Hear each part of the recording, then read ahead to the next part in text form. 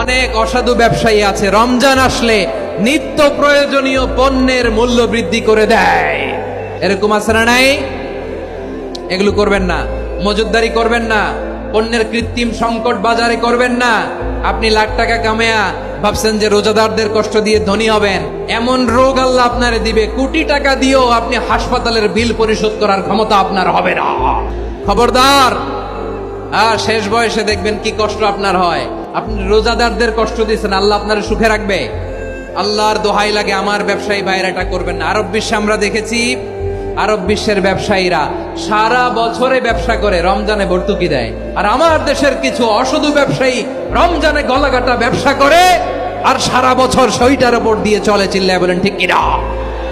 করবেন না, এটা করবেন না।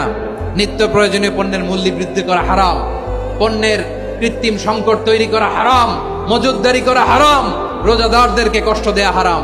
এটা করবেন না।